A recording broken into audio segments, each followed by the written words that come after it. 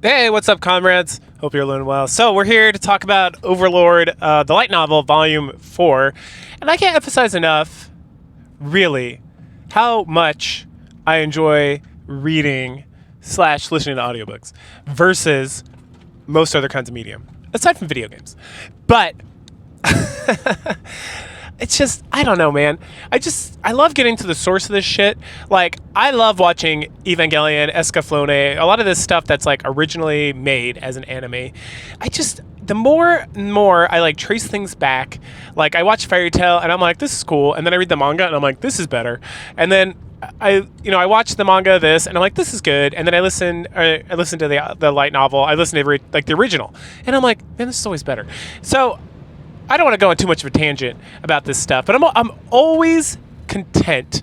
I'm not even content. I'm always happy when I'm able to trace things back to the original source, buy these books, because books are actually worth owning, unlike most digital stuff. That I'm always rewarded with an enjoyable experience. There are very few exceptions to that. Now we'll see how this season 2 of Tanya the Evil goes, but I actually enjoyed the little evil girl or whatever they call it in Japanese, Tanya the Evil, the anime of that better than I did the light novel, because the light novel I feel like was getting too militaristic, and I'm really not into military fiction, while the anime was just like fucking fly as shit, right? So I don't want to say there's never a case where like an adaptation is better or equal to the original source material.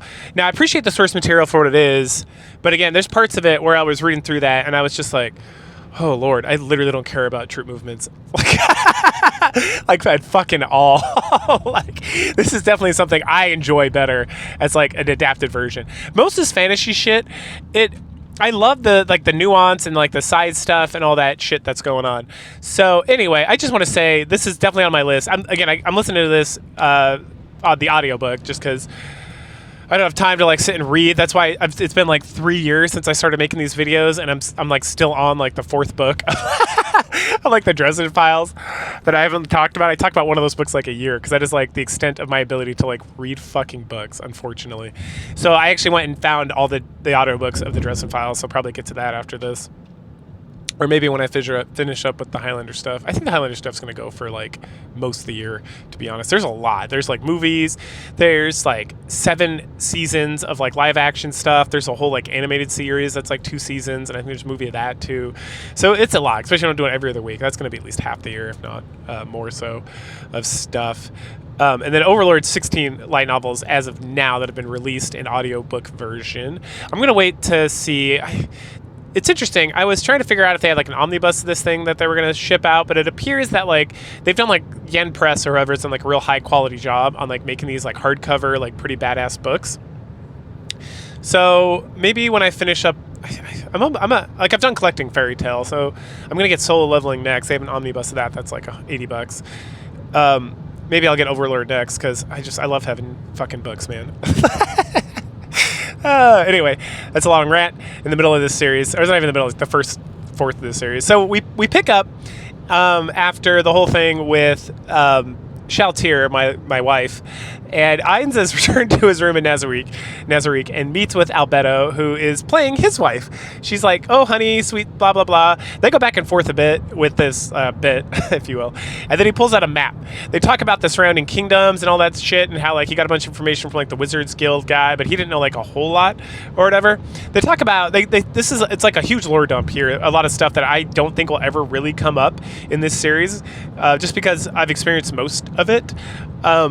And there's like 2 more light novels that are coming out, and that's like the end of it. And it's like there's no way they're gonna cover all this shit. So I like that they like make the world feel big, right? They don't make it seem like real small. Like there's like Ainz doing his thing in like this part of the world, but they spend some time here kind of early on in the series being like, okay, so I figured it out. There's all this shit going on, and like we may be engaged with like 1/10 of it, but you know there's other stuff.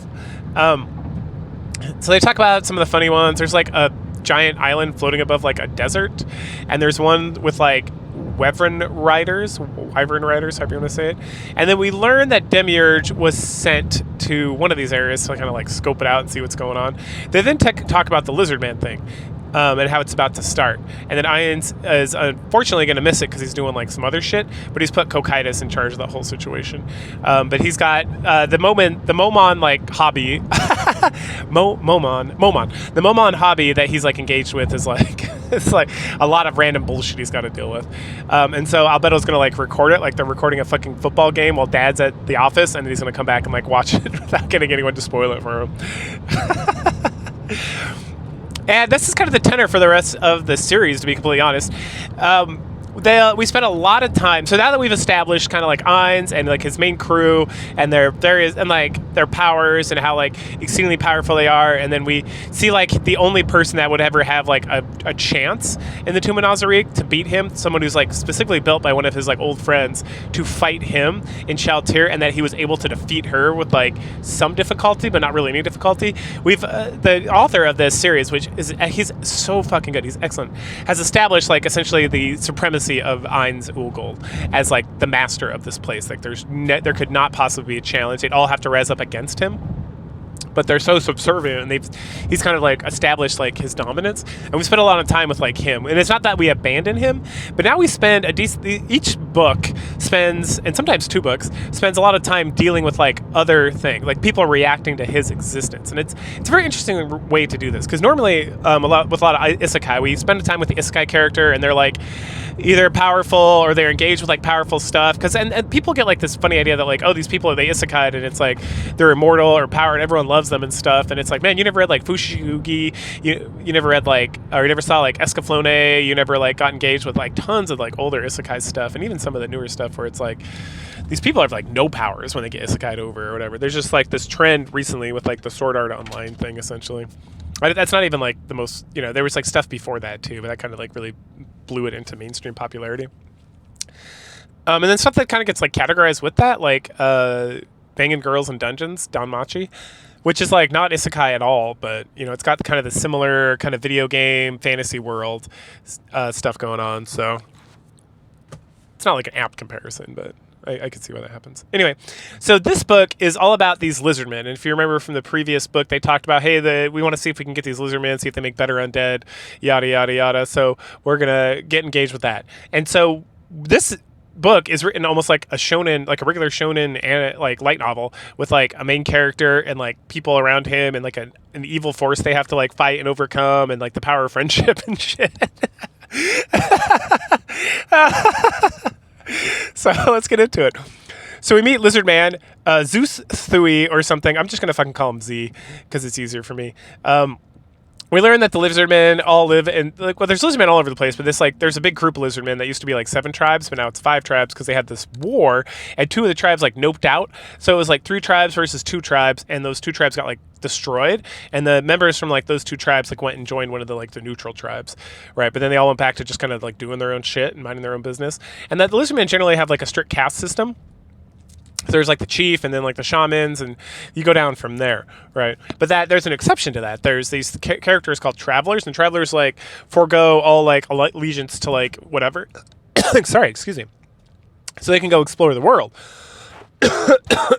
And then oftentimes they'll like wander back. I mean, maybe not oftentimes. So sometimes they like wander back, and they'll be like, they don't get like reintegrated into society, but they're not like ostracized, right? Because a lot of times they have a lot of knowledge or skills or things that are going on that are like helpful to the people.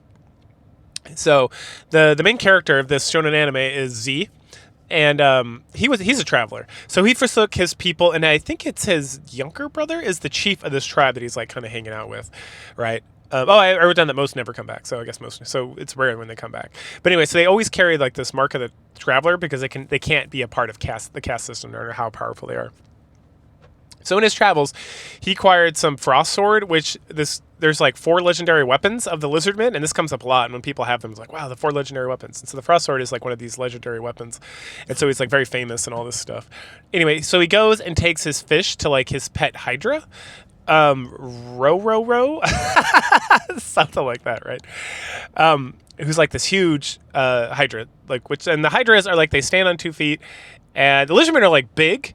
They're not like super big. They're like giants, right? But they're like big humans, big and brawny. And like he can ride on the back of this thing, so this thing's like even bigger. It's like a huge fucking hydra that he like.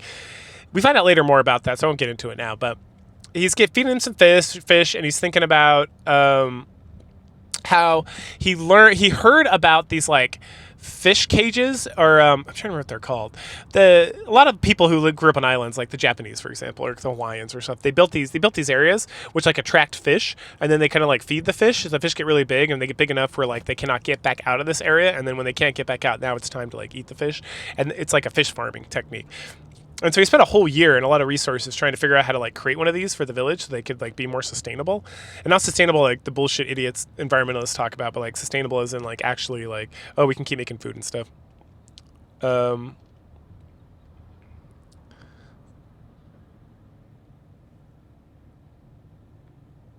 and then, sorry, I'm headed off to meet some guys for lunch, so this bunch of texts just came in. Let's see. Okay, then he runs into so his older brother, who's the chief of the tribe, and they talk about how he's married and married life, and then he gives his little brother Z a hard time about like how he's not married, and the older brother, I'm just gonna call him older brother. It's like Zoo. It's like it's not Zoo. It's like Susu or Suzi or I don't know. It's some these lizardmen all have like insane names. Anyway, and then we find out that like because they don't have breasts, that the way they measure like the ability of like a female to carry their young, right? And they use the terms female and male because they're like animals essentially, and they're very like I need to breed so that I can mate so that perpetuate the species and whatnot. But that like the plumper the tail, it's like the fatter the tits. And then we find out that he's kind of a lolicon because he doesn't like big fat tails. Which like fucking man of culture, right? Respect.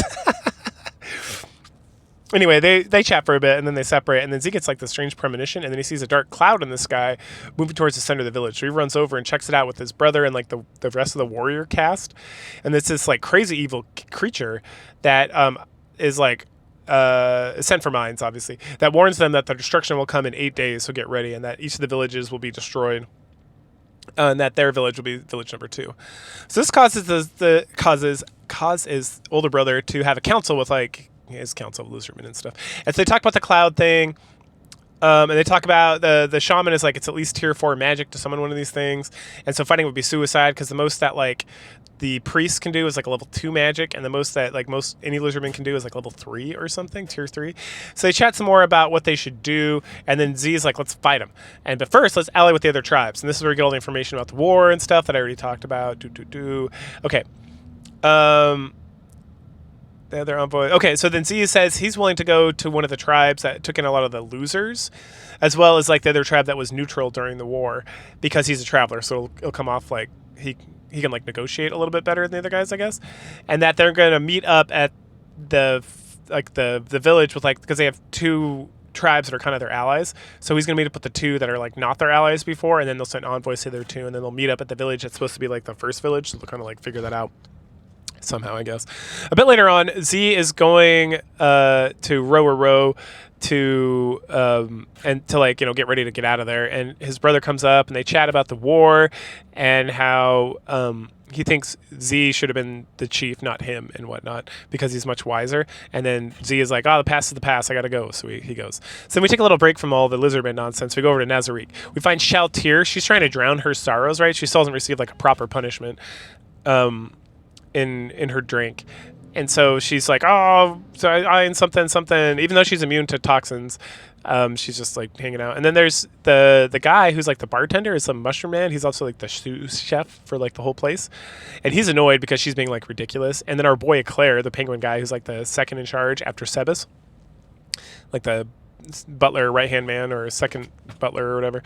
And he rolls up and he's talks about how there's like apple juice, or no, the what does it call it, Myrocondian or whatever, the mushroom man talks about how they have some apple juice because one of Ainz's initiatives that we learn about is that he's trying to make Nazarick very self-sufficient, and not that anyone here really needs like food per se, but they want to figure out how to make potions or make droughts that give like bonuses, kind of like in World of Warcraft when you'd have somebody make food and then everyone would eat it and they'd get like bonuses to like their stamina and strength and stuff.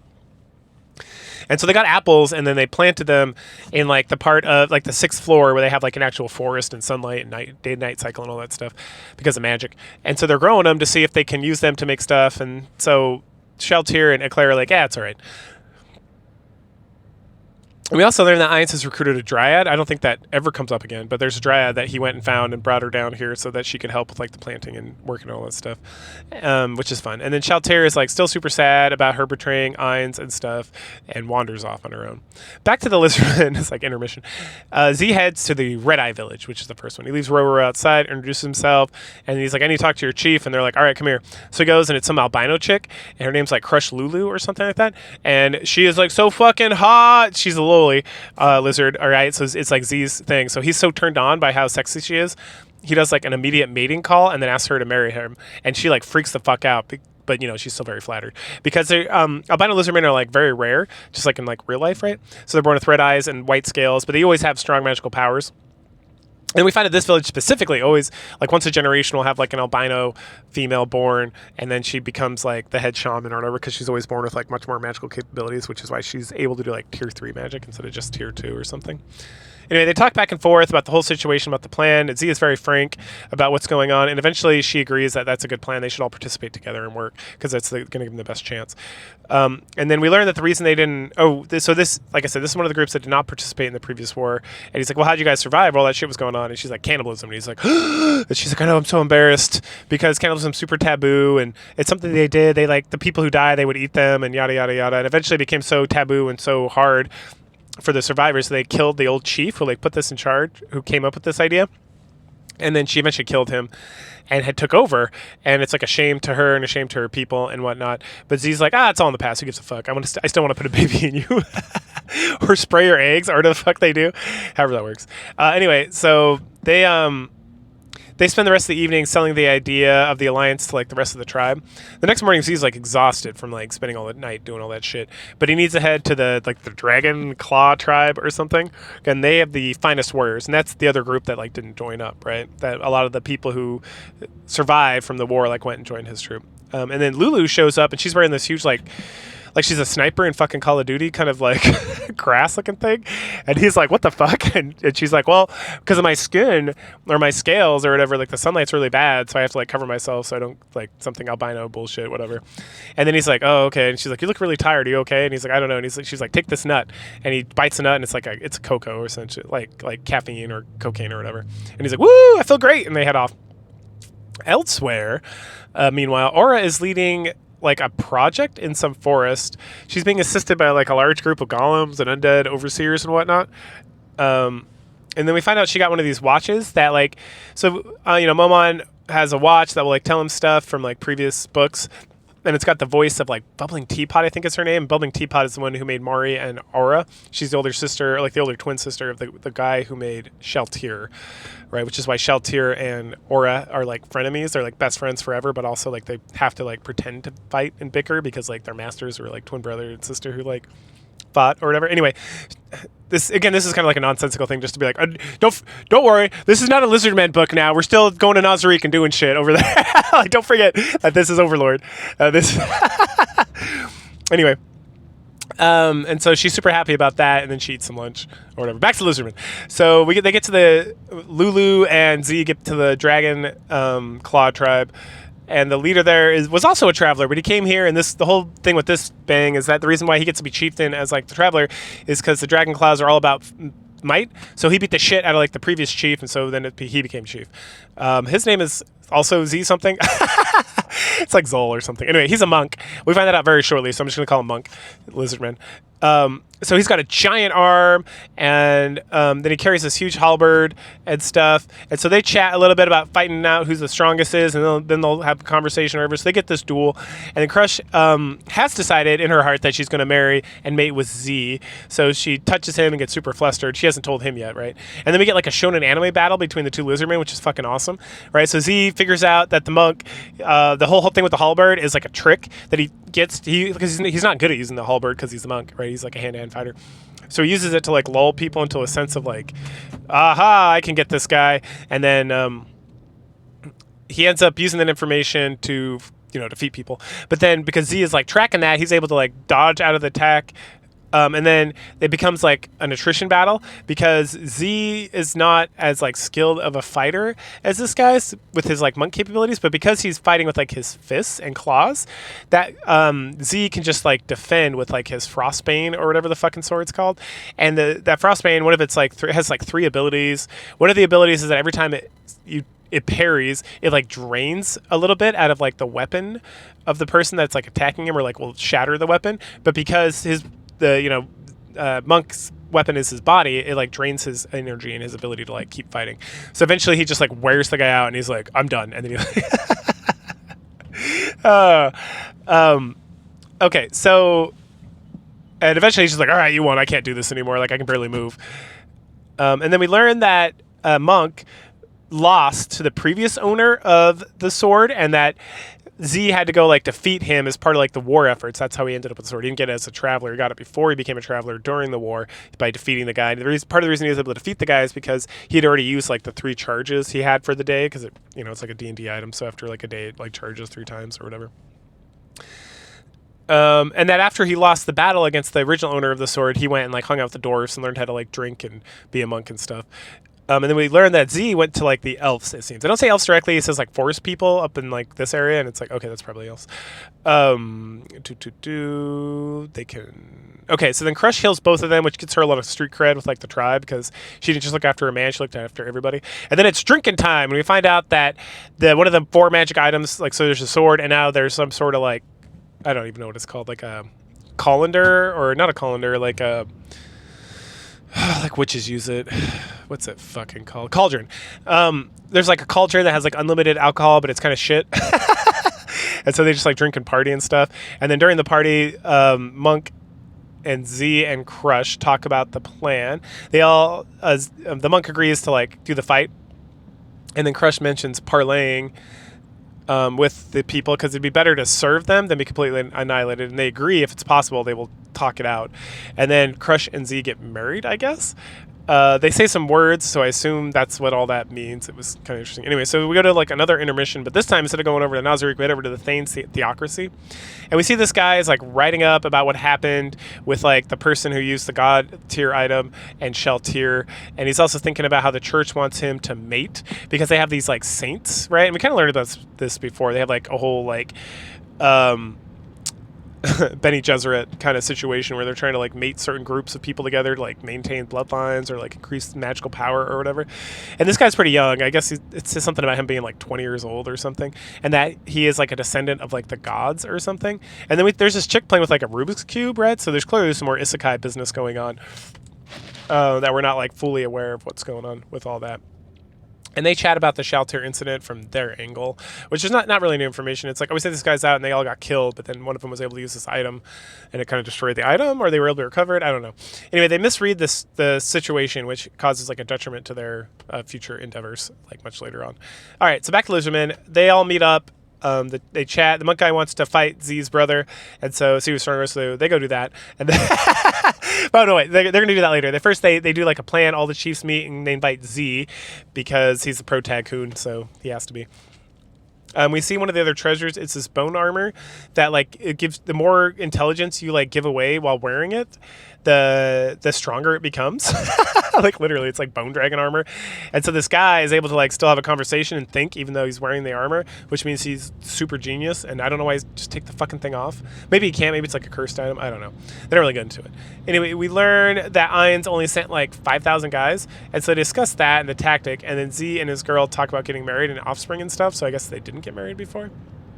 Meanwhile, we get Demiurge. He's just like crafting shit out of skin and bones, like human skin and bones and stuff. He's making scrolls, talking about how they're. I thought he was talking about using humans to make like human skin to make these scrolls, but later on he's like mentioned sheep, and I can't tell if like he actually means humans that he calls sheep, and then Ainz is misreading the situation, because then there's another section later on. These are like in separate books. Ainz is like thinking about it again, and he's talking about these like specific rams that like exist in this area, and how like Demiurge is using them to make these scrolls. And I'm like, okay, I don't really know what's going on. But anyway, he also looks at like like he made like a throne out of like human bones and stuff, or like something else. He's quite the craftsman. Like he's He's like a carpenter of bone and stuff. Just fucking hilarious. And then we meet this like clown, like sad clown, like the Italian opera. I can't remember the name of it off the top of my head, but he's like crying, but he's doing something, and he's involved in like the torturing process or like the scroll making process or whatever, and the whole thing's pretty funny. And that they need to like increase capacity so they can have even more scrolls with like human skin and whatnot. Elsewhere also is Cocytus. He's a big kind of like bug guy. He's hanging out with some other bug creatures, including a Pallades and Intima, that's her name, yeah, who dresses up like a human doll or whatever with like a mask and stuff. And we get like more of her later. And they check on some of the scrolls that Demiurge sent over. Cocytus gets a little jealous of like his ability to like make scrolls or something. And he also is like concerned because he's like, Lord Irons wants me to come here and like dominate the Lizardman, but he gave me like the shit ass force and like no real guidance. And so he's like, I don't know, we can probably do this still, but I feel like. And then he's not supposed to get involved directly too, so there's that issue as well. And then they have like some secret like power player, like a, what do you call it in those sports shows, like a ringer that he's holding in reserve for just in case something happens or whatever. Anyway, so let's see. Okay, over at the Lizardman Army, they're drinking again. And Crush Lulu casts a spell on them, causing them to like hallucinate. So they are getting like, morale from like seeing their ancestors come and like encourage them to go on and stuff. And they also, it's not just this like, so she casts a spell to do that, and we find out they just put like ayahuasca in the water or something. So they hallucinate. Anyway, it's time for war. So Nasser sends out skeletons and zombies, and for like the rest of this, a large portion of the book, we just get like a shonen anime battle, mostly from the Lizardman's perspective, and how they're like overcoming and power of friendship, and then they're like down, but then they like use the power of friendship and grit to like pull themselves back up and shit. So I'll try not to waste too much time. But then we also get it from Cocytus' angle as well. So they send out zombies and skeletons. Lizardmen start beating them up pretty well. We switch over to Cocytus. He thinks about this, checks with his advisors like Intima and stuff. And the Lizardmen are also thinking about how it feels good to be able to like crush this massive army with like their pathetic skeletons and the zombies and stuff. And then also they have some like ritual that all like Lulu's leading with all the other shamans or whatever for something. And then how they're holding all the chiefs and their best warriors in reserve for whatever is coming up next, because they just want to make sure things are going to be okay. Then skeleton riders come off. They cut off a bunch of lizardmen, but then they run into traps the lizardmen and set up, and then archers start firing at the lizardmen, and this gets them because the skeletons have mostly been beat by the lizardmen, but the lizardmen then decide that they're going to YOLO it, and they all charge the archers, right? Even though they don't have like means to necessarily stop them. But then undead beasts come in, and the lizardmen are getting super fatigued, but then the druid's ritual ends, and they summon a bunch of swamp elementals, and that turns the tide of battle again for the lizardmen. Back over with Cocytus, he reaches out to Demiurge, and he's like, hey, I feel like I'm doing something wrong here. I'm misunderstanding the intent of Ainz or whatever. And the Demiurge makes some like some mysterious comment about like, if Lord Ainz sent you over there to come up with something to do, or like maybe he sent you with this force because he wanted you to be more like proactive and ask for like more forces or something. And he's like, hold up, I gotta go. But Demiurge is like, hey, you have a way to win. You gotta figure it out. And so Cocytus thinks about it, like he could just go like take care of this, but he feels like that's not the intent of what Lord Ainz wanted, so it's kind of like a defeat. He thinks about this some more, and he's like, all right. So then he activates this Archlich, which he had in hiding, which was like his ringer. So he does. The Archlich was made by Lord Ainz himself, so it's slightly stronger than the ones that like automatically spawn in the Tomb or the Tomb of Nazarick. And then he has some meat sack guardians, which are these like super large undead creatures. So he goes off to decimate the lizardmen. So he shows up, and from Lizardman's point of view, they just see this like guy wander out and start casting hellfire, and he's like crushing the shit out of them. And then Roro gets sent to go fight the Archlich, and this guy's like blasting with hellfire, and then we get like Roro's perspective. And he thinks about how he was like cast out from like his Hydra parents, and that he got saved by like his father and his father Z, right? And that he would do anything to save his family, and that someday he wishes that he can like evolve into like a lizard man so he can be with his father. It's like some real shonen anime shit. Like it's so good. He's moving faster, and his heads are getting destroyed and everything, and the Archfiend is like, fuck, what the fuck is happening? And then let's see, he's dying. Oh, he's pushing himself. He's almost dead. And then right as he gets like close, he like collapses, and Z like leaps out from behind him and uses his ice sword on the Archlich, which zeroes out the magic that the Archlich was using. And then also with him is like the monk and his brother, I think. And so the Archfiend, they're like lined up together, and so he uses like lightning on them. But then the monk like leaps in front of them, and he's got some sort of like martial art or something that negates lightning damage or something. And so he cancels it out. Well, no, he does. He resists it. He is not immune to it. So he takes a lot of the damage, and he's injured, but he's able to like not allow Z or the brother to take damage. And then the Archfiend summons a bunch of skeleton warriors who are immune to frost. And so they stand there and they, like, shown in the anime, yell at each other. And then they fight. And there's a lot of back and forth at this. And then the Lizardmen start winning because of friendship is magic, right? And they're calling to each other, helping each other out. And then Lulu, like, rolls up and is healing and summoning more swamp elementals and stuff. But she's running out of magic. And the monk's losing energy. And he's being backed up by, like, giant crabs. And then... the whole thing. Oh no! So Lulu she summons giant crab. Who summons crabs? I think the crabs. I think the crabs are fighting the skeletons. Oh wait, are they fighting the swamp elementals? Anyway, there's giant crabs. That's all you really need to know. And then again, there's like more shonen anime battle stuff with the Lizardman as the like obvious shonen anime protagonist in this situation. The whole thing's like fucking delightful, to be completely honest. It's like, what the fuck am I reading? And then we get, oh yeah. And so then Z finally is able to like use the power of friendship and his being an anime pro tycoon so that he's able to defeat the Arch Lich. And even though he barely lives, let's see, friends that are defeated using the power of, there's a whole thing about him using the power of his heart to like overcome everything. And then meanwhile, Cocytus is watching, and then he gets a message through Intima from Ainz, and he's like, oh shit, I'm gonna have to go in and settle this once and for all. A bit later, Z wakes up, and he's like, oh, there's this fucking heavy weight on top of him. What could this be? And it's his wife, or I don't know if they're married yet. It's Crush. She's on top of him. She wakes up. Things get a little hot and heavy, if you know what I mean. And they're about to fuck when the monk rolls in, and they flip out at him because no fucking. Wah, wah, wah.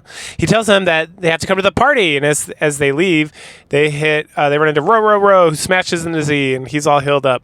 And then Monk and Ro head to the party so that Z and Crush can hold each other and think about how great everything is and how they have this moment in time to like live and stuff. Back in Nazarick, the Floor Guardians meet up and have a council with Ainz. We meet Victim. Victim's this like bizarre cherub-like creature who speaks in like an angel language, which is a lot of like cherry blossom, vinegar, grass feeding. It's like some crazy shit. Anyway, they're all getting ready. And then Ainz and Albedo come in. He asks Victim something and mentions that he will have to die, but they'll resurrect him. And then Victim's like, oh yes, my lord, that is why I'm alive. He then compliments Demiurge for his success and whatever bullshit he was doing. He comforts Sheltier and promises to give her a proper punishment later. And then he talks to Cocytus. Cocytus is about his defeat and how it was a good lesson that being defeated teaches you to not be overconfident, so in the future you make like better decisions or whatnot. And that he will be punished for losing. And that punishment will be that he has to destroy all the Lizardmen. And then Cocytus has like this ping in his heart because he's come to like respect the Lizardmen because I'm like watching them and watching Z and watching the other guy. He's like, oh, I don't know, like they fought so nobly and I just feel like the warrior spirit. And then he remembers like his master, how he was like a great warrior and how he had a lot of honor and stuff, and how he wants to like live up to that honor and the fighting capabilities or something, and that the warrior spirit, yada yada, bullshit. Let's see. So Cocytus says he has a request, and he asks that the Lizardman not be killed, and everyone gets super mad, and Albedo like freaks out, and Ainz is like, hold up, wait a minute, everyone calm down. He then mentions that the undead Lizardmen are not any more powerful than the human undead, so there might be some benefit to keeping them alive. But there is going to be a cost because they're loyal. Like they have to worry about their loyalty. They're not undead, so they have to worry about their loyalty. They have to worry about food and other costs and stuff. So how is Cocytus going to deal with that? And so Cocytus is like thinking to himself about how to like justify this whole thing, and he gets bailed out by Demiurge because he speaks up and says like, if we can experiment on the Lizardmen, like maybe we can use them as a way of like learning how to, instead of like destroying a nation and making them undead, like actually like being in charge of a nation, and like because we can always like eliminate them at any point, but this might be a good experiment to see if we can rule using not fear, using other means besides fear. And then Ainz is like, oh, Demiurge, congratulations. And Demiurge is like, oh, I just spoke the words that you already know. And it's one of those situations where Ainz is like, I didn't think about that at all. But he's like, yes, you figured it out. Anyway, and then Cocytus feels shame for not thinking about it or whatever. And then he reprimands all the Guardians for, that he doesn't reprimand them. He tells them all they need to come up with ideas. They need to propose things. He appreciates Cocytus thinking about this, but then he needs to think about it more in advance, and that they need to work harder to magnify Nazarick, that he can't be the only one coming up with ideas and stuff. And so the new punishment for Cocytus is that he has to go occupy the Lizardman. And then Ainz wants to roll out in overwhelming force. He wants to shock and awe these guys. And so they activate a huge powerful force, and Ainz will go personally on the morrow. So then Ainz heads back to his room alone, and he's getting out some mental stress by regressing to his more human side by rolling around in the bed and laughing and thinking about all this crazy stuff because he's all alone. And he thinks about how it's nice to have these times alone because his human side would be overcome if it wasn't for all the undead stuff that he's existing with at the same time. And then it's good that he has this opportunity to kind of take care of that stuff. And he thinks about how he's glad that Guardians are starting to kind of figure stuff out on their own because they're his children and his friends, his nieces and nephews, essentially his friends' children. So he's happy that they're growing. Meanwhile, with the Lizardman, Z wakes up hearing a lot of Lizardmen running around, and he wakes up crushed, so clearly they fucked at this point. And then there's a strange black cloud again, and then there's also a massive army that's rolled up, and it's 10,000 times more impressive than the skeleton zombies from before. And then Ainz and his company, they put on this huge ostentatious show of force. He summons a rock from the sky that falls into the river, and he freezes the lake, and then he climbs up on it, and there's a huge throne, and there's all Albedo and Shaltir and all these people. And then he's send me your leader. And so Z and his bro go out, and they get to experience, because the brother kind of took over the leadership of all the tribes during this time. Anyway, so they get to experience how insignificant their powers are, and essentially they get up there, and Albedo freaks out, and then Ainz is Demiurge, fix this, and Demiurge is kneel, and they have to kneel and put their faces down because that's one of Demiurge's powers is control over the creatures and whatnot. And they're told that they have 4 hours. And that one individual will come and attack and destroy all of them. And if they win, the Lizardman will not serve. Or if Nazarick wins, if the lone warrior wins, then the Lizardmen have to serve Nazarick. Otherwise, they will be free and they'll leave them alone. And then Ainz and company teleport out of there, and we go back to the camp with the Lizardmen, and the chiefs are all talking about it, and they're going to send their 5 best warriors, including all the chiefs. The only one they're going to leave behind is Crush, because she's a woman, but also because someone's got to leave the tribes when they're gone. She gets super pissed off about this because of patriarchy or some shit, and the other chiefs are whatever. So Z, Z, take care of this. And so he demands that, he's no, you got to do this, and this is the right thing, and you're more precious than wine, than gold or whatever. And she's all right, I'll do it, but you have to put a baby in me first. And so they go to fuck some more. And so back over at this tent area that Aura set up so that Ainz could hang out and watch with his TV monitors or whatever, this whole thing go down.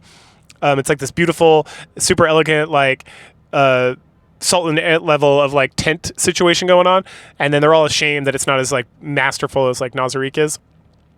And so they apologize, and then Demiurge is I behold the throne I have crafted for you, and Ainz is that's a throne of human bones. I don't want to sit on that shit.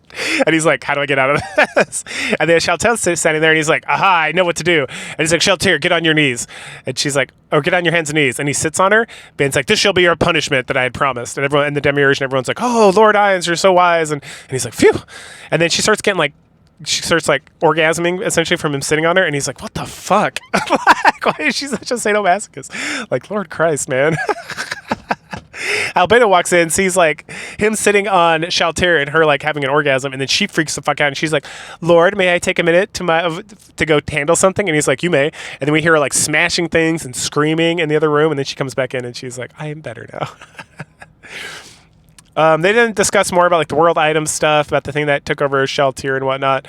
He recalls some time in Yggdrasil where the guilds lost some mining operation, or he recalls to the children, essentially, all the guardians, about how they lost this mining operation to another thing, and that there was a bug because world items are not supposed to affect people who have world items because they're these huge forces, but then there was a bug, so it did, and then that's how he knows about this. And then the developers were oh, sorry, that wasn't supposed to happen, that's our bad, we're gonna revert some of this stuff.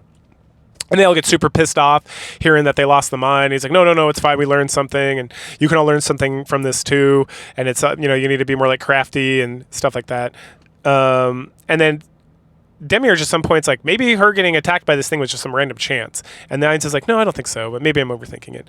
Anyway, they at that point decide that their intelligence network is not strong enough, and that it'll be more fruitful for them to take over like a nation, or to ally with a nation, or take over an organization that already has like an intelligence network, than to try to set up their own spy network. And then if something happens, you can always just push the blame on them. And they're like, yeah, that's a great idea. And then Demiurge and Albedo start getting into like these plans and schemes, and Ainz is like, I'm starting to lose what's going on. He's like, hold up, behold, the children, Mari, Shaltir, and Aura are having a hard time following, so please explain to them in a more simple fashion. And then they do, so he's like, okay, I get it now. And so then Ainz is looking at the Lizardman. He's like, hey, where's that one with the sword and like the white one? And they're looking around, and they get into like a tent, and they're fucking. And he's like, whoa, whoa, whoa, whoa, whoa. And Mari's like, what's that? And he's like, ruh-roh, I'll tell you later. The Lizardman, and we go back to Lizardman, Z and his crew, and they're all watching this large insect creature cut his way through the forest, and then he fights them, and they all get fucking slaughtered. And we get this battle from Cocytus' perspective, as he's the hero now. So he beats the shit out of Lizardman, killing all of them. And then we head to the structure with Ainz. He congratulates Cocytus, who suggests using the Lizardman warriors. Cocytus is like, I have another suggestion. I think we should resurrect them. These warriors, because they're like the most powerful warriors, and now that we resurrected them, we can use them, and it's better than having them just be undead fodder. And the Demiurge is like, oh, that's a good idea, I agree, Cocytus. And Ainz is like, good, you're using your mind and doing things. And he's like, yes, this is going well. And they're like, what about the white one? And he's like, I brought her here. And he's like, good, we can make her our spy. And so they all love this idea. So they bring her in, and she's like, I'm sorry, Lord, blah, blah, blah. And he's like, I will resurrect your husband for you, but you have to you must spy on the Lizardmen for me and make sure they're not doing anything wrong. And if anything comes up, you will come to me, or I may put him and you in more pain than ever. And she's like, yes, my Lord, I will do that. And he agrees. She agrees. And Ainz is like, ah, ha, ha, yes, everything's working out very good. So in the epilogue of the Lizardman story, obviously involves the Lizardman. Z wakes up, and feels like all this pressure and tiredness and stuff, and Lulu's there and laying on top of him, and she's so happy. And then he mentions his brother and the monk as powerful warriors to resurrect too. And Ainz is there when this happens. This all happens like in the tomb, right? And so Ainz is like, yeah, I'll think about it. He does eventually. They pop up later. And that wraps up the Lizardman. And that's like the end of the Lizardman. Like they show up here and there as like characters in the story, but we get some more information to follow up on them, but that's kind of like, we don't get too much more of their stuff, right? And that, again, this is like, the main story is Ainz and his stuff, and then like how it's interacting with other groups and how that's kind of building on that. And so once we've like, the Lizardman book is over, they are like still around, so they'll get like brought up, but it was fun. There's like the Lizardman Shonen anime battle against the Forces of Darkness, and they lost. And that's Overlord. It's fucking fantastic. All right, so go ahead, like, share, subscribe, comment, and I will catch you guys later.